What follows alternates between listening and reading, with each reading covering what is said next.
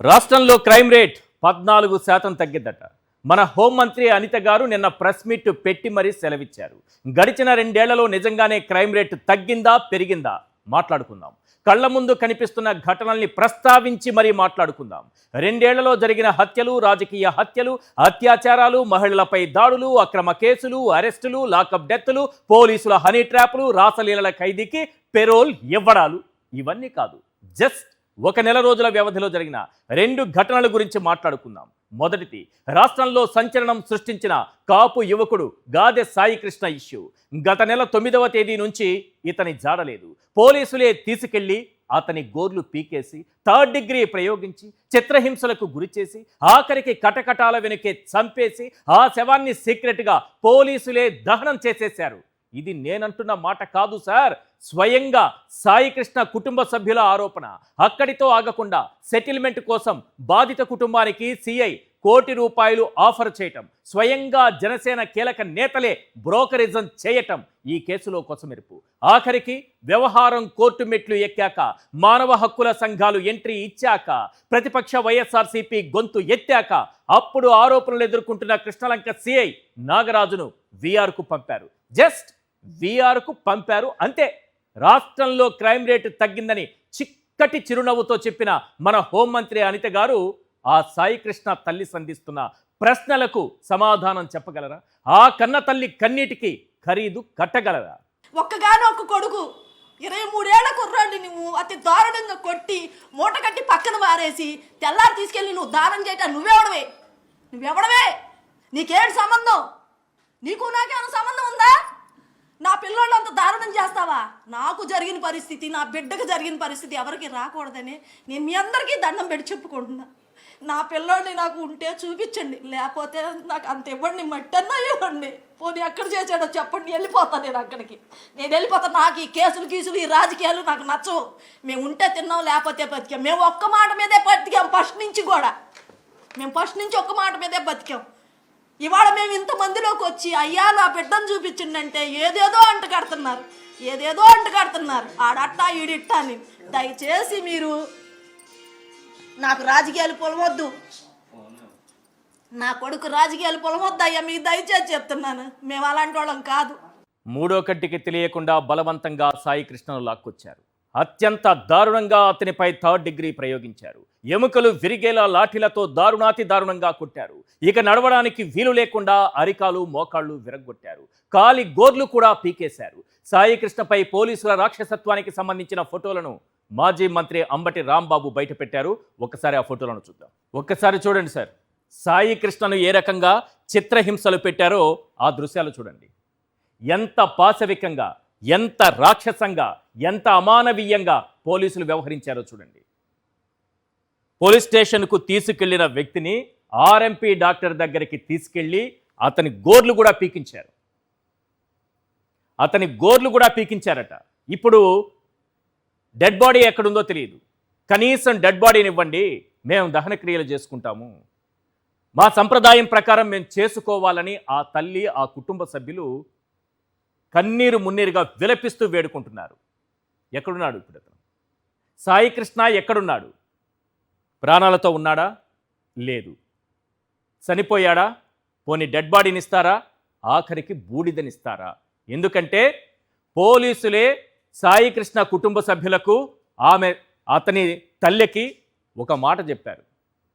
పోలీసులే సిఐ పర్యవేక్షణలో అతన్ని బూడిద చేసేశారు అన్న విషయం చెప్పారట. ఏ రకంగా చిత్రహింసలు పెట్టారో చూడండి. ఆ కాళ్ళపైన చూడండి, లాఠీలతో ఎలా కొల్లబొడిచారో.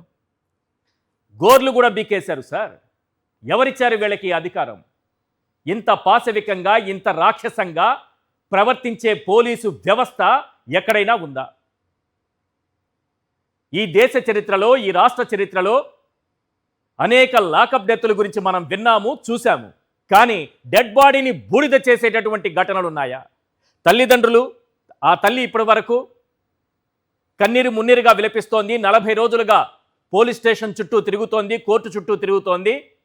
ఆఖరికి వీళ్ళే చంపేశారని చెబుతోంది. ఒక్కరైనా స్పందించారా? మేము చంపలేదని ఎవరన్నా వచ్చారా? మా పైన ఆరోపణలు ఎందుకు చేస్తున్నారని కేసులు ఏమైనా పెట్టారా? లేదు, సైలెంట్గా ఉన్నారు. అంటే మేం చంపేసింది నిజమే, బూడిద చేసేసింది నిజమే అని ఒప్పుకున్నట్టు అవునా కాదా? ఆఖరికి ఆ సిఐని బీఆర్కి పంపించారట. ఎవరున్నారు అతని వెనుక? అతని కాపాడే ప్రయత్నం ఎందుకు జరుగుతోంది? కాపు యువకుడు కాబట్టే కఠినంగా వ్యవహరించి చంపేశారా? కాపు యువకులనైతే ఎవ్వరూ ప్రశ్నించరు, జనసేన ప్రశ్నించదు.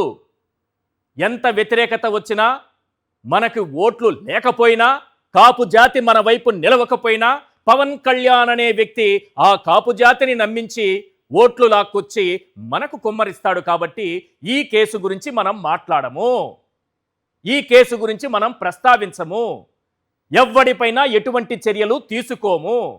కాపు జాతి ఉంటే ఏంటి, పోతే ఏంటి? మా రాధాకృష్ణ గారు ఉన్నారు, ఆయన అయితే వార్తలు రాస్తాడు. ఆయన ఏం రాస్తాడు? కాపులను చీల్చండి జగన్మోహన్ రెడ్డి అని రాశాడు. మానవత్వం ఉన్నవాడు ఎవడైనా సరే, మానవత్వం ఉన్నవారు ఎవరైనా సరే, మనిషిగా పుట్టినవారు ఎవరైనా సరే అయ్యో పాపం అంటారా లేదా ఈ దృశ్యాలు చూశాక? కానీ మా రాధాకృష్ణ గారికి అయ్యో పాపం అనిపించదు. ఏం రాశారు తెలుసా? ఈ వార్తను కప్పెట్టేశారు. ఆయన ఎప్పుడూ ఒకరికి, తన స్వామికి పాదధూళికి సేవ చేస్తూ ఉంటారు. నీ పాదధూళులే పసుపు కుంకుమలు నాకు అని ప్రతినిత్యం ఆయన అలా కళ్ళకద్దుకుంటూ ఉంటారు ఆ పాదధూళిని, తన యజమాని పాదధూళిని. ఏం రాశారో తెలుసా సార్? ఒక కాపు యువకుడు కాబట్టి చాలా సింపుల్గా తీసేశారు మా రాధాకృష్ణ గారు. ఈయన కూడా జర్నలిస్టే. మేమంతా గర్వంగా తలెత్తుకుని బతుకుతున్నామంటే ఆయన వల్లే. ఇక్కడ చూడండి ఏం రాశాడు. వాస్తవానికి విజయవాడ కృష్ణలంకకు చెందిన రౌడీ షీటర్ మిస్సింగ్ కేసు, కాపు కులం కార్డు తొరిగి దానిని రాజకీయంగా వాడుకోవాలని ప్రయత్నించారట. అయ్యా బాబు, ఒక యువకుడిని పట్టుకుపోయి 40 రోజులైంది, మిస్ అయ్యాడు, ఎక్కడున్నాడు, చంపేశారా? బ్రతికే ఉంటే మాకు మా బిడ్డను అప్పగించండి, చంపేస్తుంటే డెడ్ బాడీని ఇవ్వండి, మీరు కాల్ చేస్తుంటే కనీసం బూడిదనైనా ఇవ్వండి అని ఆ తల్లి, ఆ కుటుంబ సభ్యులు రోడ్డెక్కి ఆందోళన చేస్తుంటే నీ పేపర్లో వార్త రాసావా? ఎవరిని కాపాడడానికి ప్రయత్నిస్తున్నావు? నీ పాదధూళులు పసుపు కుంకుమలేనా ఎల్లకాలం నీకు? ఈ దృశ్యాలు చూసిన తరువాత కూడా నీ మనసు కరగలేదంటే రేపు 29వ తారీఖున, మళ్ళీ వినండి సార్, రేపు 29వ తారీఖున హైకోర్టులో ఈ కేసు ఉంది కాబట్టి ఆ రోజు సాయి కృష్ణను సబ్మిట్ చేయాల్సిందిగా, ప్రవేశపెట్టాల్సిందిగా కోర్టు ఆదేశించింది కాబట్టి ఆ రోజు సాయి కృష్ణను ప్రవేశపెడతారా పోలీసులు? లేకపోతే ఆ తల్లి ఆరోపిస్తున్నట్టుగానో, తల్లి చెబుతున్నట్టుగానో, కుటుంబ సభ్యులు చెబుతున్నట్టుగానో కేవలం బూడిదని తీసుకెళ్లి బూడిద మిగిలిందని కోర్టుకిస్తారా? అప్పుడైనా ఆ వార్తను రాధాకృష్ణ గారు రాస్తారా? ఒక కాపు యువకుణ్ణి లాకప్ డెత్ చేసి పాశవికంగా హింసించి చంపి పోలీసులే కాల్చి తగలబెట్టి బూడిదను కోర్టుకిచ్చారని రాధాకృష్ణ గారు రాస్తారా, రాయిరా? అప్పుడైనా రాయండి సార్. మన యజమానిని ఎప్పుడైనా కాపాడుకుందాం, మనం అంతా కలిసి కాపాడుకుందాం, ఏం ప్రాబ్లం లేదు. మన యజమాని కోసం ఎంతైనా ఫైట్ చేస్తాం. కానీ అమాయకుల జీవితాలను కూడా పణంగా పెట్టేస్తే ఎట్లా సార్? అమాయకుల జీవితాలు కూడా మీకు రాజకీయాలకు కావాలా? ఇక రెండో ఘటన చెప్తాను. కాకినాడ జిల్లా తునిలో చిన్నారి జ్ఞానేశ్వరి మిస్సింగ్ మాట్లాడితే, ఆ కేసు గురించి ఎవరైనా మాట్లాడితే మనకు తెలుసు కదా ఏం సమాధానం వస్తుందో. నేను చెప్తాను.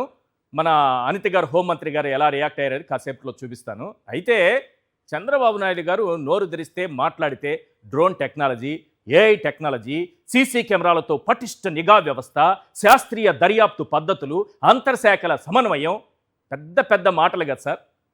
ఉత్త మాటలే కదా, గాలి మాటలే కదా. మన సీఎం చంద్రబాబు గారి మాటలు ఇవి. కోటలు దాటిపోతాయి ఈ మాటలు. క్షేత్రస్థాయిలో చేతలు మాత్రం కనీసం గడప కూడా దాటం. నిజంగానే మన దగ్గర అంత టెక్నాలజీ ఉంటే 11 రోజులుగా కనిపించకుండా పోయిన 2 ఏళ్ల చిన్నారి జ్ఞానేశ్వరి జాడ ఎందుకు కనిపెట్టలేకపోయారు? ఈ కేసులో కీలకంగా ఉన్న పెంపుడు కుక్క అనుమానాస్పదంగా మృతి చెందితే దానికి రీజన్ ఏంటో ఎందుకు కనుక్కోలేకపోయారు? ఇన్ని రోజులుగా మన పోలీసులు దర్యాప్తు చేస్తున్నా ఒక్క చిన్న క్లూ కూడా ఎందుకు దొరకలేదు? ఈ కేసులో మేడం అనిత గారి రియాక్షన్ అయితే చాలా highlight sir. Gnaneshwari missing case update ఏంటి అని జర్నలిస్టులు అడిగారు. పొరపాటున అడిగాం, ఏదో జర్నలిస్టులు కాబట్టి అడగాలి కాబట్టి మేడం గారిని అడిగాం. ఇంత క్లిష్టమైన ప్రశ్న అడిగితే మేడం గారు ఎంత సులభంగా సమాధానం చెప్పారో చూడండి. చాలా క్లిష్టమైన ప్రశ్న కదా, ఎప్పుడు కనుక్కుంటారనేది చాలా క్లిష్టమైన ప్రశ్న. దానికి మేడం గారు ఎంత చిక్కటి చిరునవ్వుతో ఆన్సర్ ఇచ్చారో చూడండి సార్. జ్ఞానేశ్వరికి సంబంధించి నిజంగా చాలా దురదృష్టం. నేను ప్రతిరోజు మార్నింగ్ ఈవినింగ్ ఎస్పీ గారితో నేను మాట్లాడుతున్నా. ప్రతిరోజు మార్నింగ్ ఈవినింగ్ ఎస్పీ గారితో నేను మాట్లాడుతున్నా. జ్ఞానేశ్వరికి సంబంధించి నిజంగా చాలా దురదృష్టం. నేను ప్రతిరోజు మార్నింగ్ ఈవినింగ్ ఎస్పీ గారితో నేను మాట్లాడుతున్నా. ప్రతిరోజు మార్నింగ్ ఈవినింగ్ ఎస్పీ గారితో నేను మాట్లాడుతున్నా. చిక్కటి చిరునవ్వుతో మేడం గారు ఇచ్చినటువంటి సమాధానం ప్రతిరోజు మార్నింగు ఈవినింగు ఎస్పీ గారితో డీజీపీ గారితో వాళ్ళతో మాట్లాడడం వల్ల పాపే తిరిగి వచ్చేస్తుంది. పాపే తిరిగి వచ్చేస్తుంది అంతే. 11 రోజులైంది మేడం. పోనీ ముచ్చుమర్రి బాలిక 23 నెలలు ముచ్చుమరిలో ఒక బాలికను చంపి ఆ కాలువలో పడేశారు. ఆ డెడ్ బాడీ తీసుకొచ్చారు ఇప్పటి వరకు 23 నెలలు. అసలు ఈ ఈ దృశ్యాలు చూశాక తమిళనాడులో జరిగినటువంటి ఒక ఘటన గుర్తుకొచ్చింది. కోయంబత్తూరులో 10 ఏళ్ల బాలికపై అత్యాచారం హత్య కేసుకు సంబంధించి నిర్వహించినటువంటి ప్రెస్ మీట్లో బాధ్యతగా వ్యవహరించాల్సిన పోలీసులు గోళ్లు గిల్లుకుంటూ జోకులు వేసుకుంటూ నవ్వుతూ కనిపించారు. ఆ వీడియో సోషల్ మీడియాలో వైరల్ అయింది. దీంతో సీరియస్ అయిన సీఎం విజయ్, గుర్తుపెట్టుకోండి, వారిని సస్పెండ్ చేశారనే వార్తలు మనం అందరం చూసాం. ఇందులో నిజమెంతో తెలియదు, కానీ ఒకటి గుర్తుపెట్టుకోండి, ఇలాంటి చర్యలు మన చంద్రబాబు గారి ప్రభుత్వంలో ఆశించడం మాత్రం ఖచ్చితంగా అత్యాశే అవుతుంది.